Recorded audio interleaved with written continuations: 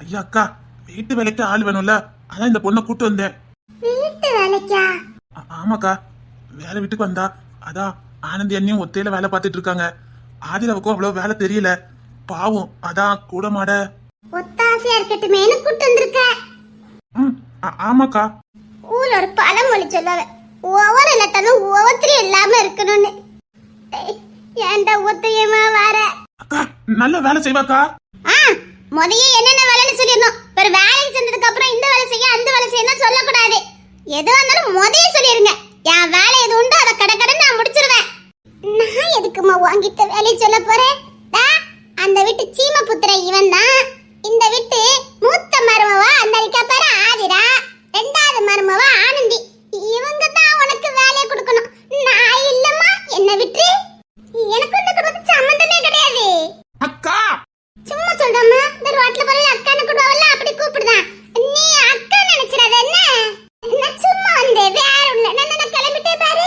ஐயோ அக்கா, இல்ல இவளை பத்தி உனக்கு என்ன தெரியும்னு கேக்குற. அங்கத்தி அமைதான் நிக்கல, ஏன் அமைதான் நிக்கா? எல்லாம் காரணமாதான். எனக்கு உள்ள வேலை இருக்கு, நான் கிளம்பட்டுமா? எவ்வளவு நாசுக்க கிளம்புதா பத்தியா? இனிமேல் எனக்கும் இந்த வீட்டுக்கு எந்த சம்பந்தமும் இல்ல, புரியுதா? உங்க வீட்டு செல்லம் அவன் சீம புத்திரன், அவன் தானே கூட்டிட்டு வந்தான். அவனும் சேர்ந்து விட்டு வேலையை பாப்பான். நான் கிளம்பட்டுமா? அக்கா அக்கா, இது மட்டும் தெளிவா கூப்பிடு. அக்கா ப்ளீஸ் அக்கா. தயவுள்ள கெஞ்சத பார்த்தா வேலைக்கு கூட்டின மாதிரி தெரியலையே. அக்கா சேம் ஃபீலிங்கா. சப்பா கண்ணை கட்டுதே. அது எப்படி அந்த வீட்டுல ஆளுக்கு ஒருத்தர் சரிக்கிய, அங்க ஒருத்தர் என்ன குணமுன்னு யோசிக்க முடியாத அளவுக்கு இருக்கா. ஒருத்த அப்பாவி பைய, ஆனா வெளியில முரட. நீ ஊமை கொட்டா இல்ல, போதா குறைக்கு இவ வரையடா. ப்ளீஸ் அக்கா. சரி அப்பாயிண்டடா, உள்ள வர சொல்லு. அக்கா இவ்வளவு சில காரியங்கள் ஆவண்டி இருக்கு, அதான். அத்தை, தருணிதா செஞ்சா சரியா இருக்கும். ஆமா நீ ப்ளீஸ் நீ சேர்த்துக்கிடுவோம் நீ. சரி சம்பளத்தெல்லாம் பத்தி பேசிட்டே என்ன? ஐயோ ஓடிரு வேலை, அதெல்லாம் நான் பேசிட்டேன், நானே கொடுத்துக்கிட்டேன். 5000 ரூபாய் தரேன்னு சொல்லிருக்காங்க. எனக்கு 5000 ரூபாயா? வீட்டு வேலைக்கு 5000 ரூபாயாடா? அவளே அந்த 10 முறைக்க நான் கேட்டதுக்கு பதில் சொல்லுடா. 5000 ரூபாய் அது வந்து வேலைக்கு கூட்டின மாதிரி தெரியலையே. நல்ல வேலை செய்வாக்கா. 5000 ரூபாயாடா? அவளை எந்த முறைக்க நீ சொன்னதான் அவ சொன்னா. எல்லாத்தையும் சொல்லி கூட்டு வந்தேன், இதையும் சொல்லி கூட்டு வந்திருக்கலாம். எதனால முந்திரி கட்ட மாதிரி ஒப்பிச்சிருந்தாலே. அது வந்துக்கா கொஞ்சம் சிரிடா. இப்ப சொல்லு. நல்ல வேலை செய்வாக்கா. பணம் என்ன 5000 ரூபாய் தானே? ஆமாடா 5000 ரூபாய் தானே, 10000 ரூபாய் கூட கொடுக்கலாம்டா. இல்ல இல்ல எனக்கு அவ்வளவுதான் வேண்டாம், 5000 ரூபாய் போதும்.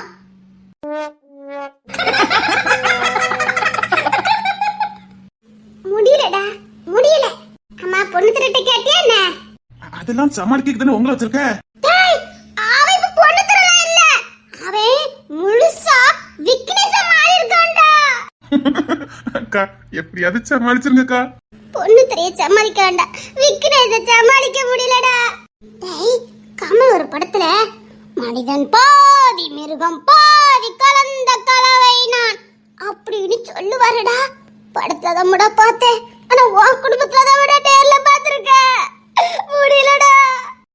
இப்ப பொண்ணு தர இல்ல விக்னேஷ் மனிதனா மிருகமானே கேஸ் பண்ண முடியாத அளவுக்கு இருக்காண்டா. எனக்கு ஆத்துட்டு அடிக்க பாத்துறாதடா, உன் கால விடாத விடுறேன்டா, விட்டுருடா. நான் கெஞ்சிக்கிட்டு இருக்கேன், குடும்பமா மௌனமா சிரிச்சுக்கிட்டு இருக்கிய. முடியாது, நீங்க குடும்பமா மௌனமா சிரிச்சாலும் என்னால முடியாது. வேண்டாண்டா, விட்டுடா. ஒண்ணுத்துல பயப்படுறது உங்க ஒரு அணுக்கு மட்டும்தான், எங்களுக்கு வேற வழி தெரியல. அதுக்கு நீங்க தான் சமாளிக்கணும்.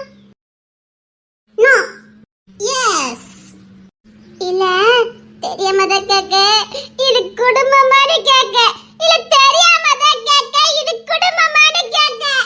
அக்கா பொண்ணுத்திரை சமாளிக்கிறதுக்கு இந்த பொண்ணால முடியும்க்கா. இந்த பொண்ணு தப்ப தட்டி கேக்குறவா. என்னடா சொல்ல வர? எல்லாத்துக்கும் ஒரு காரணம் இருக்குக்கா. பொண்ணுத்திரை ஆதிரவ கண்ணிலே காண விட மாட்டேங்கிறான். அதுக்கு இந்த பொண்ணு எதுக்குடா? இந்த பொண்ணு யார் தப்பு பண்ணாலும் தட்டி கேப்பா, அது பொண்ணுத்திரையாவே இருந்தாலும். பொண்ணுத்தையும் ஆதிராவும் சேர்ந்து வாழணும்க்கா. பொண்ணுத்தைய விட்டுட்டு ஆதிரா எங்கக்கா போவா? அவன் இப்படி கண்ணிலே காண விட மாட்டேங்கிறானே. என்ன நல்லதாண்டா இருக்கு. அந்த பொண்ணு சரிப்பட்டு வருவாளா? சத்தியமா வருவாக்கா. எனக்கு தெரியும். இந்த பொண்ணு எந்த தப்புனாலும் அதை உடனே உடனே கேட்கக்கூடியவா. 4 நாள் இருக்குமாடா? அக்கா இல்ல, இந்த புரிதல் தாண்டா வாழ்க்கைக்கு வேணும். நல்லா புரிஞ்சு வச்சிருக்கியே, அதான் கேட்டேன். ஆமாலக்கா, நல்லா புரிஞ்சு வச்சுக்கல நம்ம குழந்தை. ஐயோ அண்ணி, நான் சரியான ஆளதான் கூட்டு வந்திருக்கேன். இந்த வீடு மாறணும்னா இவ இங்க இருக்கணும். இப்ப நீ தான் கூட்டு வந்திருக்க. அவ இங்க இருக்கட்டும். அவளே சொல்லிட்டா. எனக்கு என்னமோ ஆதிரா பேசும் அந்த பொண்ணு பேசும் ஒண்ணு போல இந்த மாதிரியே இருக்கு. அப்ப அத நீ இப்பதான் நோட் பண்றியாடா? ஆமாக்கா, நாங்க இத முதல்ல நோட் பண்ணிட்டோம்டா. நிஜமாவே அப்படியா இருக்கு? ஏன்டா? இல்ல, அது எப்படி இருக்க முடியும்? அத்தி, அடுத்த புலவு சரணியா என்னால முடியல. ஆனந்தி வாயை வச்சுக்கிட்டு சும்மா இருக்கணும். இவ ஒண்ணு ஆதிரா மாதிரிலாம் இல்ல, புரியுதா? புரியுதா? ஆதிரா மாதிரி இருக்காளா? அப்படிலாம் இருக்க முடியாத. ஏன் இருக்கணும்? எதுக்கு இருக்கணும்? அது எப்படி இருக்க முடியும்? அன்னைக்கு கஜேந்திரன் மாமாவும் இவளை பத்தி என்னமோ கேட்க வந்தாரே.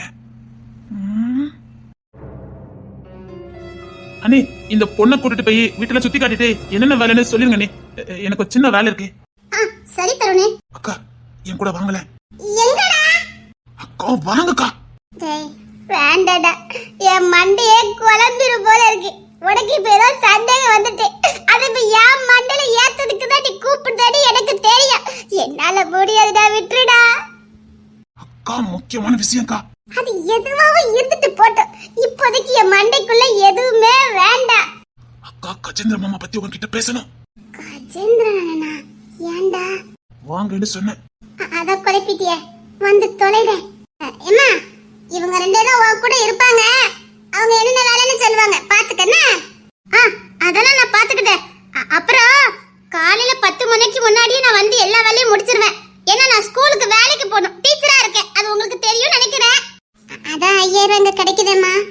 இது என் வேலை. டீச்சர் ஆகணும், பெரிய டீச்சர் ஆகணும், பெரிய கிளாஸுக்கு டீச்சர் ஆகணுங்கிறது என் குறிக்கோள். அதுல இருந்து நான் பின்வாங்க மாட்டேன். சரிம்மா, நல்ல குறிக்கோள் தான். அதுக்கு டீச்சர் ட்ரைனிங்னு ஒன்னு முடிச்சிருக்கணும், தெரியும்ல? இல்ல, எங்க சார் என்ன 2ஆம் டீச்சரா மாத்துறேன்னு சொல்லிருக்காவ. கண்டிப்பா மாத்திடுவாவ. +2 முடிச்சிட்டு டீச்சர் வேலை, நல்ல குறிக்கோளுமா. ஏன், அவளுக்கு என்ன வயசாயிட்டு? இப்ப கூட அவ டீச்சர் ட்ரைனிங் பண்ணலாமே. அழகுரணி, உனக்கு 20 ஏஜ் தானே ஆகுது. ரொம்ப சின்ன பொண்ணா இருக்கல. எனக்கு இப்ப 20 முடிய போகுது. இந்த ஜூலை 18 வந்துச்சுன்னா எனக்கு 21 ஆயிரும். ஆமாமா, இந்த ஓட்டுக்கிட்ல உனக்கு உண்டா? இல்ல, இன்னும் போடல. சரி, வேலை என்னன்னு சொல்லுங்க, நான் செய்யட்டும். முத உள்ள வாமா. அண்ணி கூப்பிடுறாங்கல்ல, போ. சரி. பையன் உள்ள ரொம்ப அக்கறையா இருக்கானே. இருக்குமோ வேண்டாமா? போதும், ஏற்கனவே எங்க ஜோடி அதிகமா போயிட்டு இருக்கு. இங்க ஒண்ணுக்கும் செட் ஆகல. இதுல இது வேறையா? போதும், மெதுவாவே செட் ஆகட்டும். போமா, வலது காலை எடுத்து வச்சுட்டு போ. அக்கா சொன்னாங்கல்ல, அப்படியே போ. அப்பா, டேய், ஜோடி பெருகிட்டே போடா. ஒண்ணுக்கு கல்யாணமே நடக்கல. போதும்டா, நிப்பாட்டு. இருக்க இங்க கல்யாணத்தை காணல, இதுல இவன் வேற. வாடா, என்னமோ சொல்ல நீ வா. அனந்தி, இந்த பொண்ண நம்ம முத பூஜை ரூமுக்கு கூட்டு போலாமா? நான் நினைச்சேன், நீ சொல்லிட்ட. வீட்டுக்கு பின்னாடி எங்கன்னு சொல்லுங்க, கடை கடந்து எல்லா வேலையும் முடிச்சிடுறேன். அப்புறம் கிச்சன் எங்க இருக்குன்னு சொல்லிட்டீங்கன்னா அங்க இருக்க வேலையை நான் முடிச்சிடுறேன். கிச்சனுக்கு போறதெல்லாம் இருக்கட்டும், முத வேலைக்கு வந்திருக்க, பூஜை ரூமுக்கு வா. நான் என்ன உங்க வீட்டுக்கு மருமகளா வந்திருக்கேன், விளக்கத்தை கூப்பிடுதியே? அதெல்லாம் வேண்டாம், நான் வேலைக்காரியா தான் வந்திருக்கேன். பார்த்துட்டு எங்கன்னு சொல்லுங்க, விலைக்கு போடுறேன். எது பண்ணாலும் பக்தியோட தான் இருக்கணும். வாமா. சரி, இங்க வாய. நல்லா ஹைட் வெயிட்டா இருக்கால? ஆமா. சொல்லுங்கக்கா, என்னென்ன வேலைன்னு சொல்லிருங்க, நான் செஞ்சிடுறேன். சரி, ஒரு பூஜை ரூமுக்கு போயிட்டு கிச்சன்ல சாப்பாடு செஞ்சு வச்சிருக்கேன், அதை சாப்பிடு. சாப்பாடா? இல்ல, வேலை பார்க்க வீட்டுல எனக்கு அதெல்லாம் கொடுக்க மாட்டாங்க. அதெல்லாம் எனக்கு வேண்டாம். இப்படிலாம் பேசாத, சொல்றல. வா, பூஜை ரூமுக்கு போயிட்டு வந்து முத சாப்பிடு வா. இங்க பாருங்க, நீங்க நினைக்கிற மாதிரி நான் இவ்வளவுலாம் சாப்பிட மாட்டேன். நான் சாப்பிட ஆரம்பிச்சவன்னா அவ்வளவுதான். ஏன்னா நான் எப்பவும் சாப்பிட மாட்டேன், எப்பமாவது சாப்பிடுறவா. கிடைக்கும் போது அள்ளி வீசிடுவேன், கிடைக்காத நேரம் பட்னியா கிடப்பேன். நீங்க அண்டா அண்டாவா வடிச்சாலும் எனக்குலாம் பத்தாது, அதனால எனக்கு வேண்டாம். நான் மெதுவாவே சாப்பிட்டுக்கிடுதே, எனக்கு பழகிட்டு. அதெல்லாம் ஒண்ணு வேண்டாம், இனி நேரத்துக்கு சாப்பிடு. நேரத்துக்கு சாப்பிடணுமா? நேரத்துக்கு சாப்பிடக்கு எப்போ தானே சாப்பிட முடியும்? எனக்குலாம் எப்பமாதான் சாப்பாடு கிடைக்கும், அப்போதான் நாங்க சாப்பிடுவோம். மத்த நேரம் உனக்கு பசிக்காதா?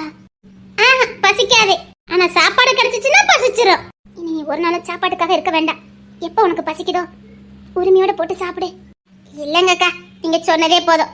அது ஒண்ணும் இல்ல, நான் எப்பவும் ஒத்தையா சாப்பிட்டதே இல்ல. எங்க வீட்டுல கிழவி இருக்குல்ல, நீங்க பாத்தீங்களே, அந்த கிழவிக்கு கொடுத்துதான் சாப்பிடுவேன். நான் தனியா சாப்பிட்டோம்னா என் உடம்புல ஏறாது.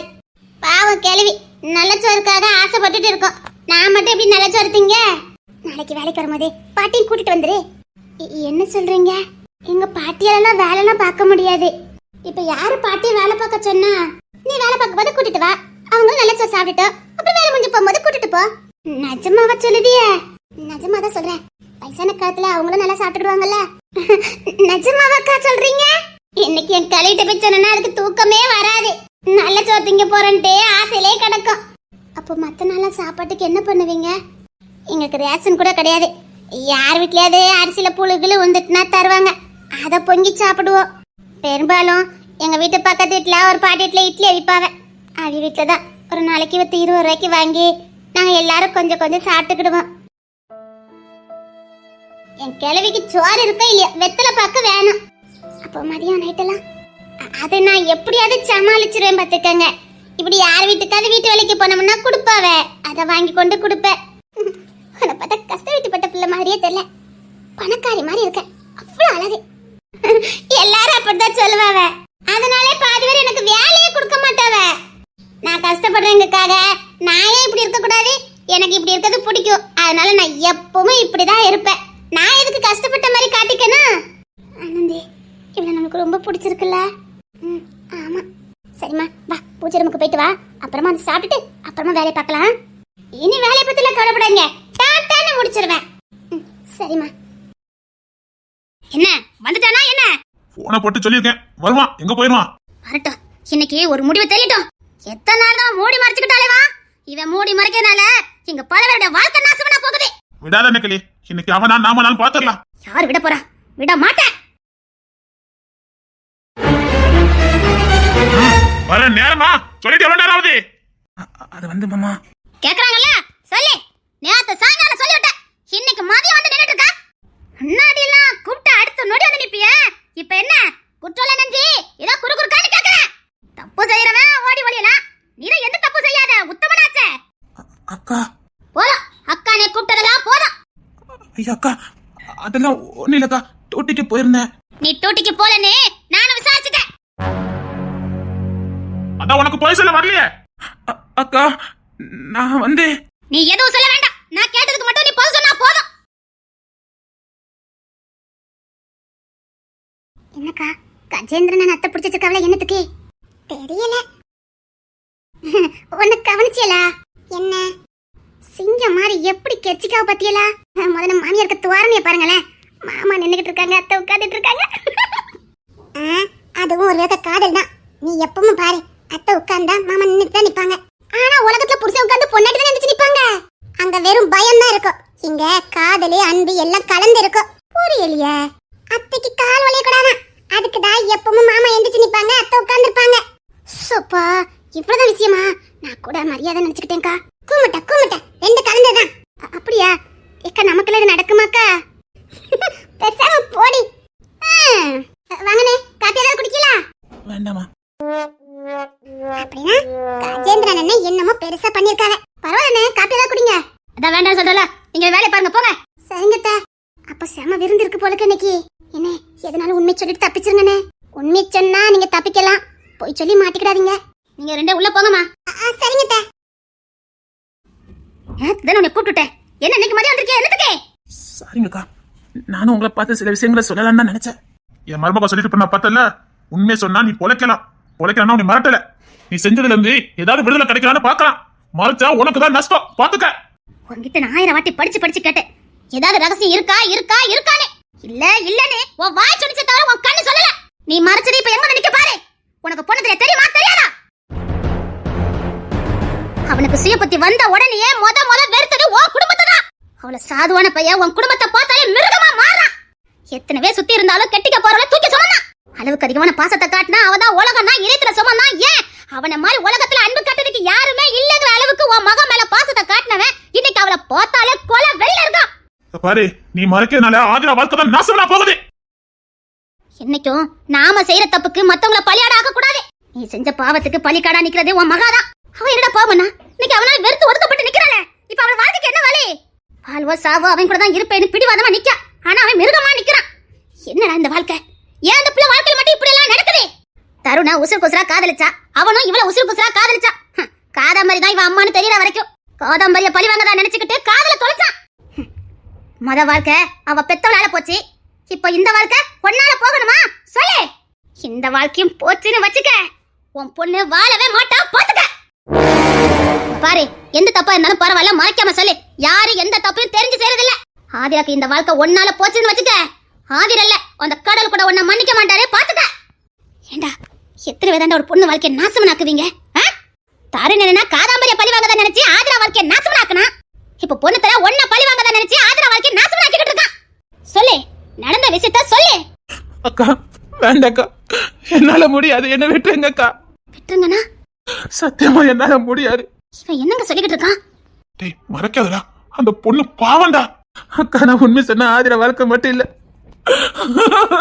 அக்கா ப்ளீஸ் அக்கா, எதுக்கு வேலை என்கிட்ட எதுவும் கேட்காதீங்க அக்கா. என்ன நிக்கல சொல்லிக்கிட்டு போறான்? ஆதிர வாழ்க்கை மட்டும் இல்லையா? அப்படின்னா இன்னும் யாரு இருக்கா? இவன் என்ன உளறான்? அன்னைக்கிலே இவன் ஏதோ நம்ம கிட்ட பெருசா மறைக்கிறான். மறைக்கல, பயப்படுறான். வெளியில சொல்றதுக்கு பயப்படுறான்.